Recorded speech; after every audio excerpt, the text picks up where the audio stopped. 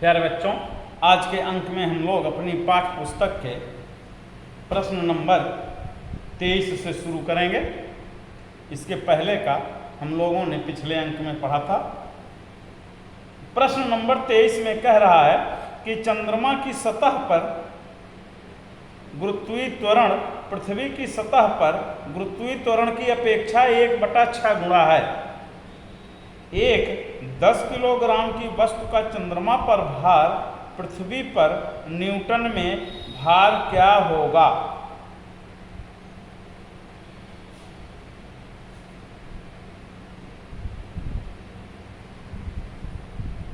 तो यहां पर वस्तु का द्रव्यमान दिया है m बराबर 10 किलोग्राम।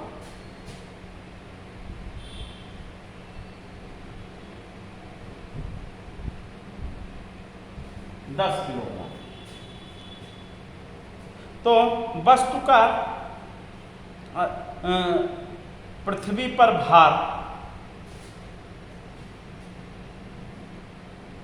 वस्तु का पृथ्वी पर भार W बराबर m गुणा g, जहां g जो है पृथ्वी पर गुरुत्वीय त्वरण का मान है और इसे हम लोग जानते हैं कि यह 9.8 मीटर प्रति सेकंड स्क्वायर होता है। तो W बराबर हो गया 10 गुणा 9.8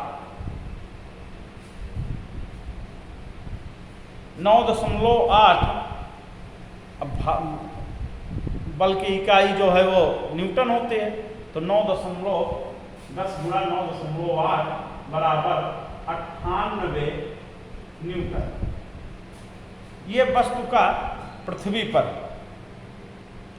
तो वस्तु का चंद्रमा पर भार, वस्तु का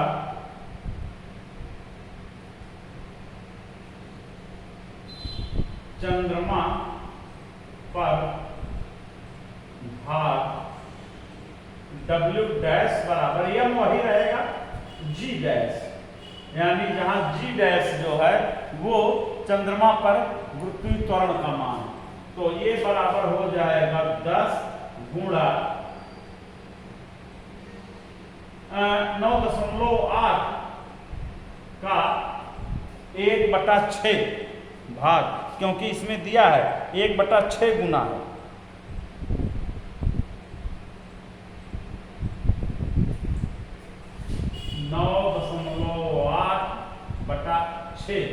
अब इसका जब हम लोग गुणा करके भाग करेंगे तो ये आ जाए, यानी 98 में 6 से भाग दे देना होगा और ये आएगा लगभग 16.3 न्यूटन। ये हो गया इस प्रश्न का हल। वस्तु का द्रव्यमान प्रत्येक स्थान पर स्थिर रहता है, अतः वस्तु का पृथ्वी पर द्रव्यमान 10 किलोग्राम ही होगा और वस्तु का चंद्रमा पर भी द्रव्यमान जो है वो 10 किलोग्राम है। अब प्रश्न नंबर 24।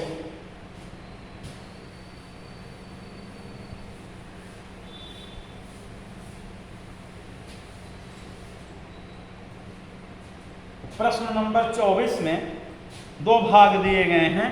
कह रहा है एक गेंद को ऊर्ध्वाधर दिशा में ऊपर की ओर 49 मीटर प्रति सेकंड के वेग से फेंकी जाती है, तो परिकलन कीजिए, यानी मान ज्ञात कीजिए। किसका? पहला पूछ रहा है अधिकतम ऊंचाई जहां तक की गेंद पहुंचती है, और दूसरा पृथ्वी की सतह पर वापस लौटने में लिया गया कुल समय। तो अब जिस ये प्रारंभिक वेग से फेंकी जाती है, अधिकतम कितनी ऊंचाई तक जाएगी जहां तक उसका वेग जो है 0 नहीं हो जाएगा, वहां तक जो चढ़ती जाएगी बस। वहां जब 0 हो जाएगा तो वहां सेकंड के कुछ अंशों के लिए, फ्रैक्शंस ऑफ सेकंड के लिए रुककर वहीं से फिर ये नीचे गिरेगी। तो हमें कुल समय ज्ञात करना है कि ये पृथ्वी तक आने में कितना समय लेगी और कितना जो है दूरी ये कुल तय करेगी।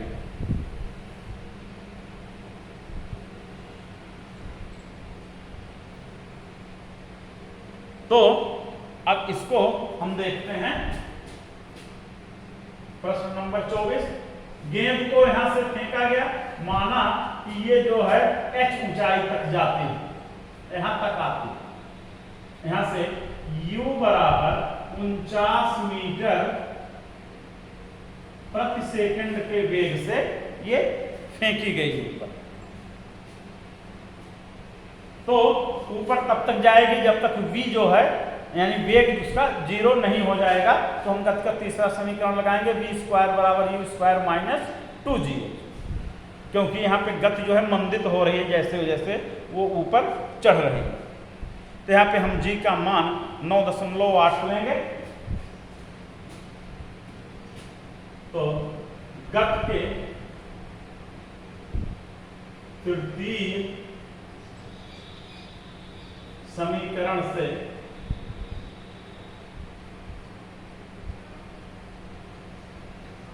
v स्क्वायर बराबर u स्क्वायर माइनस 2g, ये है 0 बराबर u स्क्वायर, u की जगह पे हम रखेंगे 49 का वर्ग माइनस 2gh, g की जगह पे हम रख देंगे 9.8।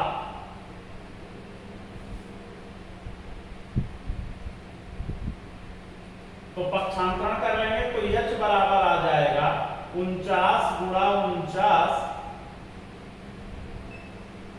बटा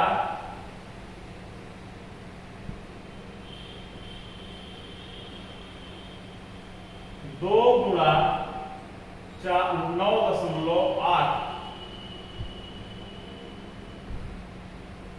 और जब इसको हम लोग हल कर लेंगे तो h का मान आ जाएगा 122.5 मीटर लगभग।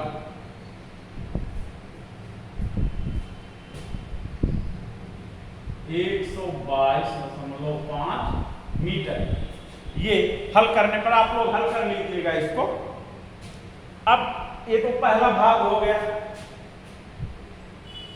अब दूसरा भाग कह रहा है कि कितना समय लगेगा। तो हम इसको निकालेंगे पहले समय।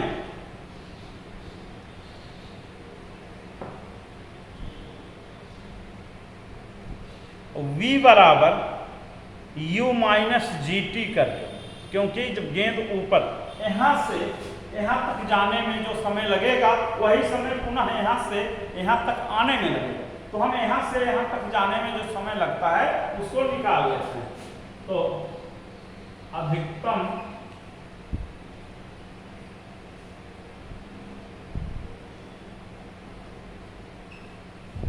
ऊंचाई तक जाने में लगा समय बराबर t सेकंड। मान लेते हैं कि t सेकंड लगा। तो v बराबर u माइनस जी टी।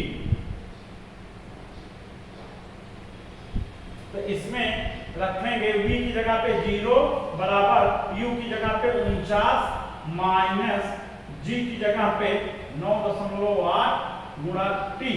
अब यहां से जब t बराबर निकालेंगे तो 49 बटा 9.8।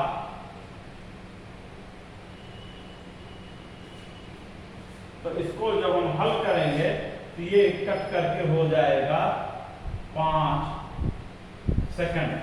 अब ध्यान दीजिए 5 सेकंड नीचे से ऊपर जाने में लगा तो 5 सेकंड वापस ऊपर से नीचे आने में लगेगा।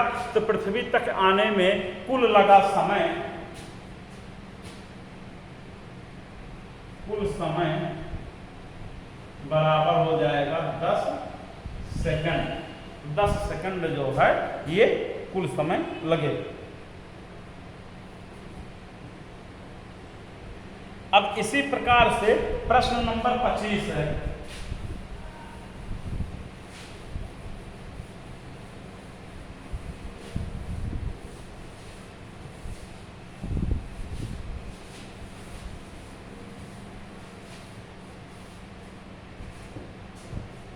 प्रश्न नंबर 25 में कह रहा है 19.6 मीटर ऊंची एक मीनार की चोटी से एक पत्थर छोड़ा जाता है। पृथ्वी तक पहुंचने से पहले इसका अंतिम वेग ज्ञात कीजिए।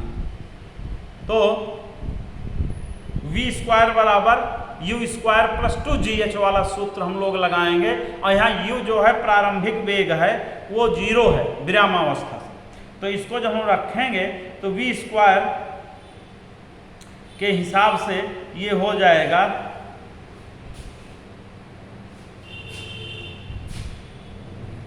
यहां से गेंद नीचे गिरा दी जाती है, यहां पर आती है, यहां h बराबर है 19.6 मीटर और प्रारंभिक वेग u बराबर 0, क्योंकि गेंद जो है वो विरामावस्था में है।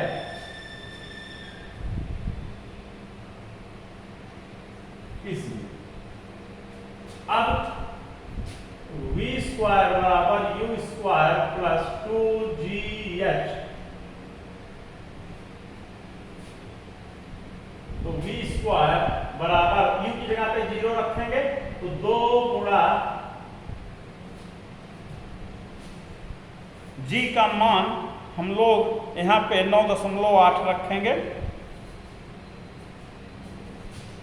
9.8 गुणा h का मान 19.6, तो v स्क्वायर बराबर हो जाएगा, इसका गुणा करेंगे 98.8 में तो 19.6 ये हो जाएगा गुणा 19.6 पहले से, तो v बराबर हो जाएगा, जब इसका हम वर्गमूल लेंगे 19.6 गुणा 19.6, तो v बराबर हो जाएगा 19.6 मीटर प्रति सेकंड। ये हो जाएगा, इस वेग से गेंद जो है पृथ्वी से टकराएगी। अब इसके आगे के अन्य प्रश्नों को हम लोग अपने अगले अंक में करेंगे।